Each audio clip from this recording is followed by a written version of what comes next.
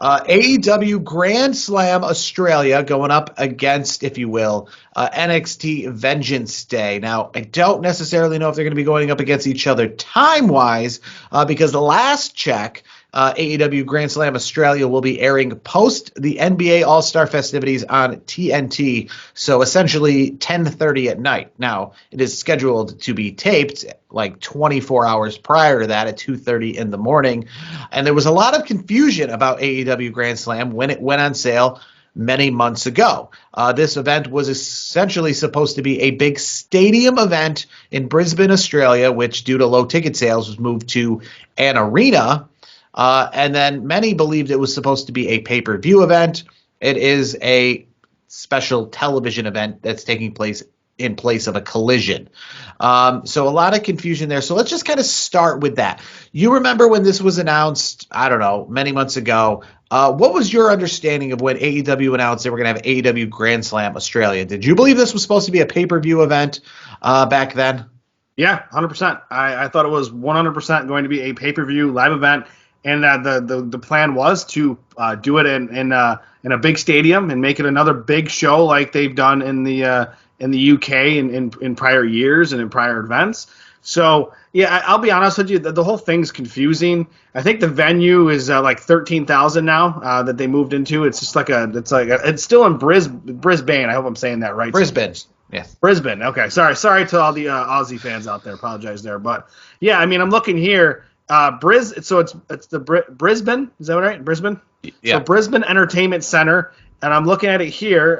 It says it is a capacity of 13,601, and it's currently the home of the Brisbane Bullets, which is the NBL.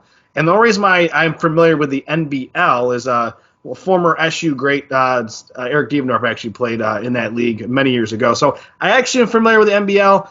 But I will say this whole thing is confusing, and let's be honest. It's not to. I don't. Here's the thing. I don't want to like sit here and kick AEW in the teeth, so to speak, because I feel like I do that a lot, and I don't like doing it because I just want AEW to be better. But stuff like this is just not. It's not a good look when you're going from a big stadium to a smaller event because, like you said, you led with it. The ticket sales haven't been good. AEW's ticket sales haven't been good because. They just put together matches in like these dream matches, so to speak. I mean, you got Okada and Buddy Matthews. I think that's going to be a good. I think it'll be a good match. Like these matches are good, but to me, people are not buying in. It's like a small portion of the internet wrestling community. This is who they're. It's like they're catering towards, which is like a small fraction of the wrestling population, so to speak, the fandom, so to speak. So it's the card itself, which I know we'll probably go through. It's it's a quality card, but it's the whole look from AEW these days isn't good. We're going to be talking about a particular superstar, which I know we'll talk about that in a little bit more in detail. You're seeing some wrestlers jumping ship. Going to WWE in recent weeks and recently as of this week, as of recording, it's to me AEW stock is like it's getting worse and worse.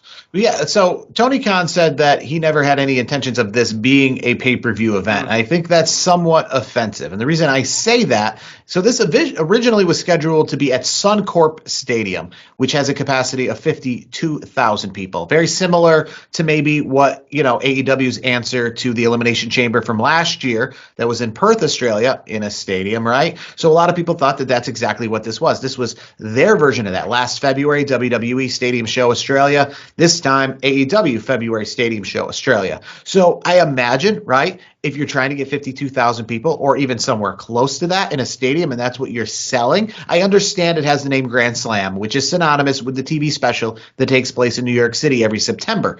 But 52,000 seat stadium, right, in a month that you don't have another pay-per-view scheduled, February, right? I know what you're saying now is that this never intended to be a pay-per-view, but when you book a 52,000 seat stadium, what essentially do you think the fans believe when those, because obviously they didn't do really great when it comes to ticket sales, but some of those people spend hundreds and hundreds of dollars to get seats at this massive stadium event. Do you think that they knew because perception is reality. And I think they perceive that this to be an event. I perceived this to be a pay-per-view event. If WWE says we're coming to, I don't know, the Big House in Ann Arbor, Michigan, at Michigan University, and we're hoping to get 100,000 people on a Saturday night in July, and so far there's nothing else scheduled, I'm going to guess that's not for a house show. Right, I'm going to just guess that is a major event you got scheduled, planned, a PLE, if you will. Right, and I understand WWE a Saturday night main event and stuff.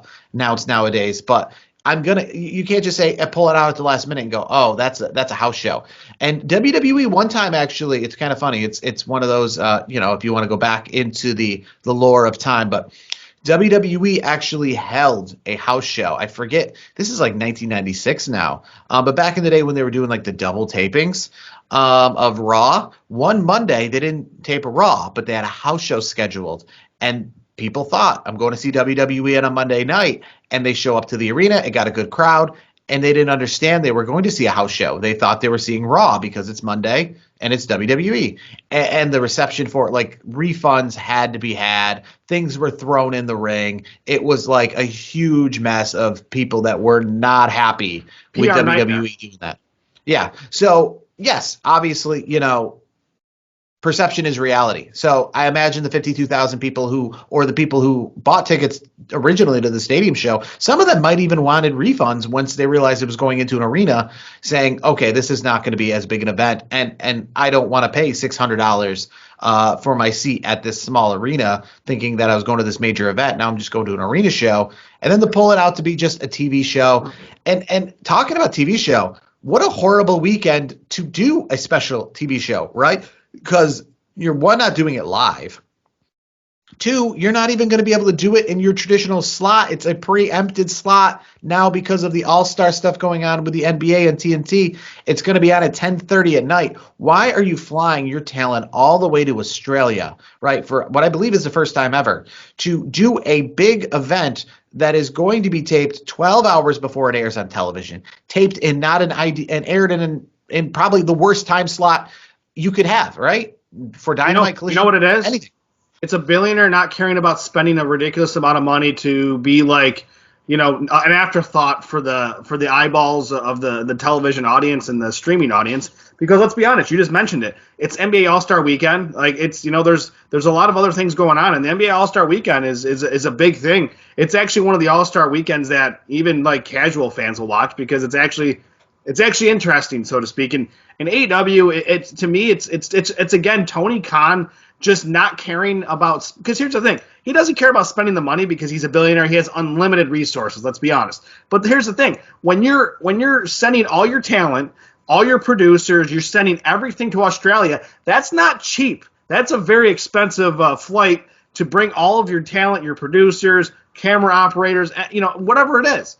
It's super expensive. And to me, if you're going to do it, you got to do it right and do it, in front of a big audience, but also a big television streaming audience. When again, AEW is just dropping the ball. Like I feel like it's getting worse and worse, and I hate seeing it. Yeah, and and as for the All-Star game of the NBA itself, again, this isn't talking about going up against it like competition-wise. What matters the most is it's airing on the same channel, so it can't be. It's not like, them being tone deaf and going up against something, right? I think a good spot for this would have been last Saturday night, right? The night before the Super Bowl or something like that, because again, that's a time where there's not a ton of sports stuff to be going on. 2 weeks ago, because there was that. Remember, there's always there's the off week before the Super Bowl. Pro Bowl. Well, that's called that was if you had it on Sunday maybe, because the Royal Rumble was on Saturday. So that's what I'm saying. You still could have made it work, is what I'm saying. Like obviously WWE's smart enough to they planned that Royal Rumble exactly the way they're supposed to do it, which is that weekend where they're not against the NFL, not really, because Pro Bowl nobody cares. But yeah, you could have done it on a Sunday, AEW, and it would have saved face a little bit, I think. Yeah, just essentially, here's the thing. You can go up against anything. AEW, like I'm not trying to say that you can't go up against, but you just can't do it when it's on your own network. That's where this poor planning comes in.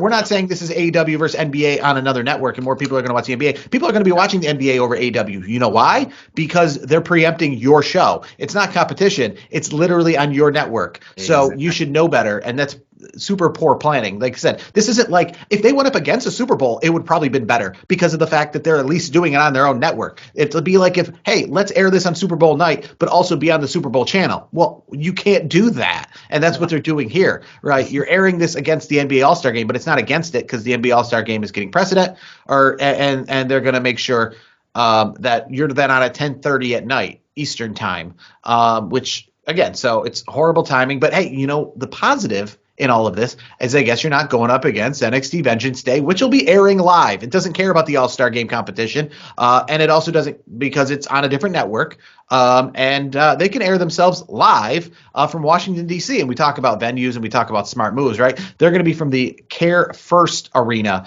in Washington, D.C., which is a much smaller venue, which kind of is par for the course recently with NXT. I think it has a capacity of like 4,200 I'm reading now. It is the home to the WNBA team in Washington. So 4,200 people, so probably a full sold out crowd, right? I think WWE is going to air SmackDown this upcoming Friday from Washington, D.C., so kind of a cool overall back-to-back weekend for WWE fans, and a pretty decent card. And it's a card that's got some big stars from the main roster featured on the card, and some people who I saw around Royal Rumble weekend, but they've been mostly on NXT lately. They've been in the WWE main roster when it comes to promos, but not when it comes to in-ring. Talk about A-Town Down Under. But they're in the main event in a triple threat against Obafemi. But I guess in this weekend, overall, these two events, I'll ask you, overall, which event are you most interested in and why? Honestly, it's NXT. I think NXT is just, to me, they're pulling all the stops. Like, I'll be honest, I don't like crapping on AEW. Like the whole Death Riders thing I don't think nobody cares. Like the reaction on that's not that great, to be honest, from what I've seen. So I mean, I'm good with Obafemi, Austin Theory, and Grayson Waller. And here's the thing, I'll use that as an example because I think Obafemi is going to win the match because Theory and Waller are going to take themselves out, which is going to make it in the end. It's going to make it for a Obafemi. He's going to win the match. And then you got the women's championship, Julia, Bayley, Roxanne, and Cora Jade. That's a great match.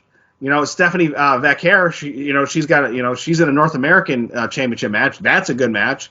I mean, the tag match, I think I like Briggs. I've always liked Briggs. I think he's a guy that he's been around the NXT roster for a long time. So he's kind of one of those, middle, lower card guys, but he's always consistent. He's always going to bring it in the ring. I like that. You obviously got Trick Williams, and then, what was that? Trick Williams versus Eddie Thorpe, I think, right? In a strap match, yes.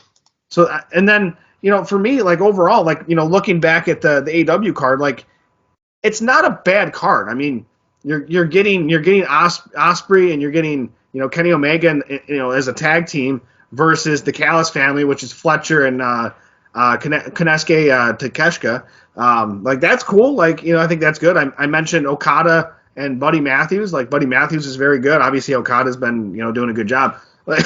Like, to me, it's not a bad card. I just think the way I feel like they've lost some goodwill with the fans because they're like, oh, this isn't a premium live event. It's just a normal show. Like, I feel like the good faith has kind of tipped the scales where I think NXT, and then we'll talk about the other part of it later, but I think NXT overall, I think, is going to be a better card. And I mentioned, I didn't even mention Mercedes Moné. I don't care what anybody says. This whole run in AEW hasn't been that great. Coming on 1 year with Mercedes Moné in AEW, it's crazy to think. Yeah, no, and that's the thing. It's to me, like, she should have never left WWE because they would actually know how to use her and use her right and present her well. Because what we saw on NXT this past week, which is a recently released NXT or AEW superstar who's now joining the NXT brand, and in 2 minutes he's already looking better than everything he's done in AEW. That's just my opinion. I will say one thing I find interesting about all of this, right, is back-to-back years that AEW and WWE have held shows in Australia, and it's going to be back-to-back years that the Women's World Championships are going to be the main event. Last year, we saw Rhea Ripley against Nia Jax in essentially her home country, main eventing the pay-per-view and Elimination Chamber over the Elimination Chamber matches. And we're going to most likely get the same this weekend with Mariah May and Timeless Toni Storm. Mariah May, she's from London, but Timeless Toni Storm growing up in New Zealand, but moving to Australia early in her life. So it two shows that essentially, I don't want to say that they're created entirely for, but two shows in which are going to be in Australia in back-to-back Februaries and main evented by Australians, women, might I add, for Women's World Championship. So that is an interesting part. I imagine that's going to be the main event. I can't see why it's not, because for back-to-back years, because Elimination Chamber didn't do it last year, and I don't think they're going to do it this year. But there's no world championship on the line. And I think that also might too be kind of a disservice match here, with Jon Moxley and the Death Riders versus Jay White and Adam Copeland. So, I mean, I'm not saying that these aren't going to be a good matches. I mean, Okada versus Buddy Matthews for the Continental Championship could be a great match. But also, too, I'm a little curious because this isn't a quote-unquote pay-per-view event. So you wonder what kind of cut for time, I guess, some of these matches might face when it comes to fitting in a TV schedule. I don't know what they're planned for. I know it's supposed to start when it starts, whenever the NBA stuff's over with. You just brought up something interesting. That makes it that you made a good point there because, oh my goodness, they're actually going to have like 5 matches and keep it not 7 hours. That's kind of nice. Yeah, that is kind of nice. I will say, I don't know, are they going to edit some of these things too? Like, are we going to get because this is happening hours. I mean, it's supposed to air 5:30 their time, which is 2:30 Eastern American time. And then it's going to end up airing on television at 10:30-ish. So just about 20 hours after it's originally scheduled to start, it's going to be on television. A lot of time to edit. And I will say, I find it interesting if they did air it live, like on Max or something like that. I know last year, the Elimination Chamber, I woke up at 5 o'clock in the morning to watch that live. One thing I noticed, and this was kind of brought up, and you would know more about this. I wouldn't say you know more, but you know more about this event here. But some people are talking about how next year the NFL is scheduled to run, I think, their very first game in Australia. And people are talking about time differences and stuff. And there's actually a way that if you were to air it or be live, like let's say on a Sunday at noon Australian time, that would be the equivalent of Saturday at 8 p.m. our time. And I don't know why no one has kind of figured this out. Everyone wants to always be in prime time. But the WWE, for example, if they want to air Elimination Chamber, maybe it could have been Sunday at noon to then air here Saturday night, prime time, 8 o'clock. You know what I mean? Instead of 5 a.m., right? I get it that it's an early start for the locals, but you know what I mean? It kind of works out where it's a normal time for them. You're right. And a you're normal right time on the here. money. You're right on the money with that because the NFL has they're slowly, I feel like, going to 7 days almost. It feels like, you know what I mean? So to your point, prime time on a Saturday night, our time, that's not a bad thing. And here's the thing: they could do it in a week where it's not going against college football, so to speak. You could probably do it in early September where the games are not as big of a deal as late November, for example. So you could always work the logistics out. And you can do it on Monday. I mean, I know that's kind of weird, but a Monday, if they had a Monday at noon, it could be Sunday Night Football here. I just don't know if you want to go, be a Monday. I guess maybe some people would take off of work because it's a special event to go to this Monday afternoon game. But I guess the idea is that just you can finagle the schedule a little bit better so it doesn't always just have to be 4 a.m. American time. There's a way you can make it so maybe it's a late afternoon in Australia and a early evening here or something like that. It doesn't. Yeah, you can make it work. And yeah, I mean, I think the NFL will figure out a way to make it work because the NFL, let's be honest, they always make it seem to work and they make a lot of money doing it. So I mean, I think the NFL though, they'd probably get a good audience even if it was a 4 o'clock in the morning game. People would make a point, especially if they're fans of the team in it. But we'll see we'll see if they maybe find a way to make it kind of more of a middle time and maybe things like the WWE in the future can kind of follow that schedule.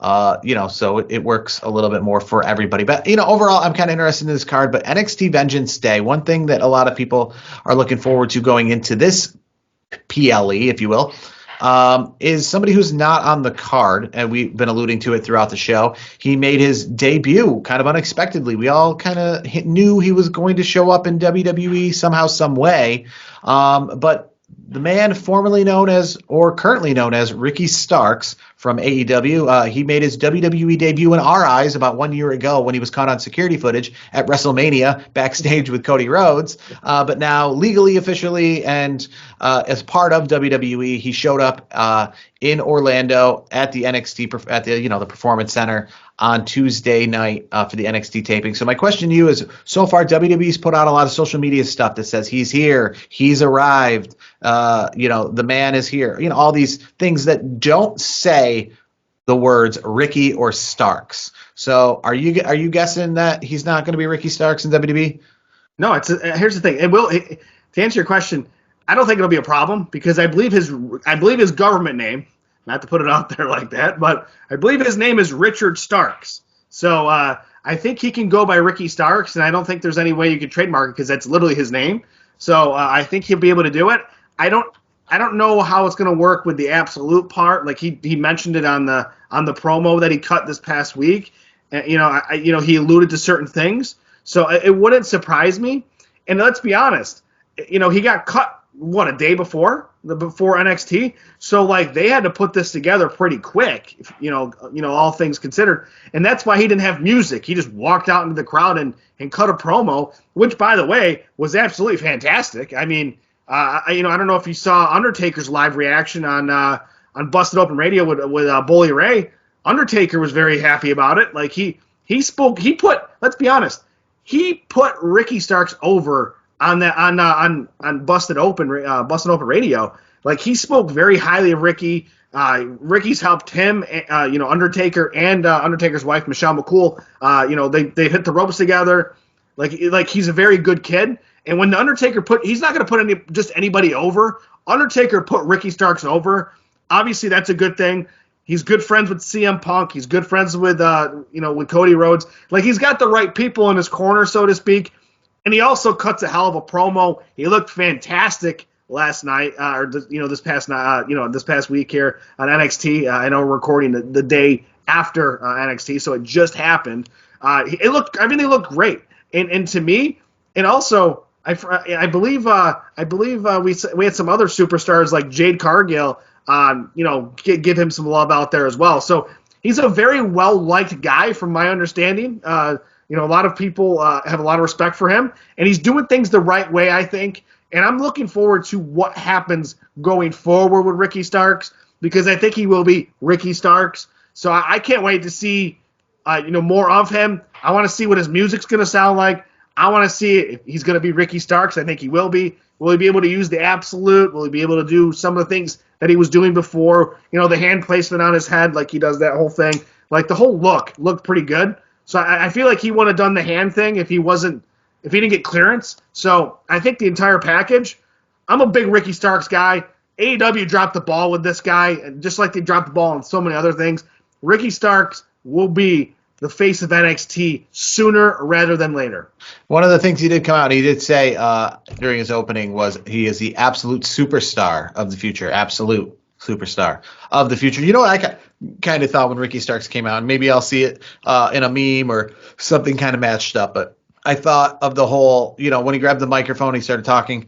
It reminded me, similar to you talking about how recently he came over and stuff like that from AEW. It reminded me of the modern day version of, you know who I am, but you don't know why I'm here.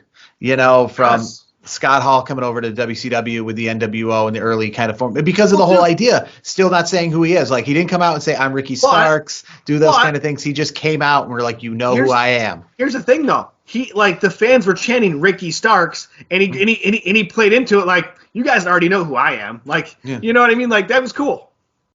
Yeah, I mean, so do you? I wonder what he's going to do. I don't see him necessarily showing up at this NXT show this weekend.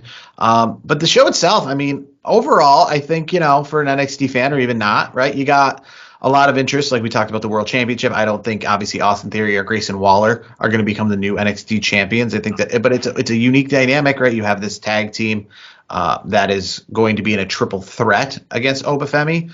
But I think, one of the matches I'm looking forward to, the NXT Women's Championship with Julia, right? You got Roxanne Perez coming off of her record-breaking Royal Rumble appearance. Cora Jade, who just recently had a match over in TNA, so she's kind of gone back and forth a little bit recently.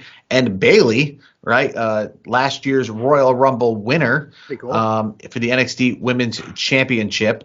So I guess here's a question. I know it's pretty early to tell, but this upcoming year, right, we got NXT Stand and Deliver that's going to happen. But a couple of years ago, if you remember, Charlotte Flair won the Royal Rumble 2020.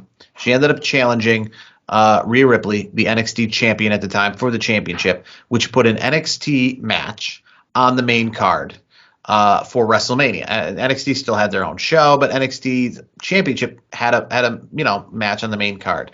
And I say this because there's some people here who maybe not necessarily main card other than Bayley, but do you maybe see an NXT, like let's say an NXT Women's Championship, finding its way on the main card of WrestleMania this year? That's the $1 million question. That's a really good question that I honestly didn't even think about until you just... Maybe Bayley wins this year, right? Bayley wins the NXT Women's Championship, right? And you got some of these stars chasing her for it.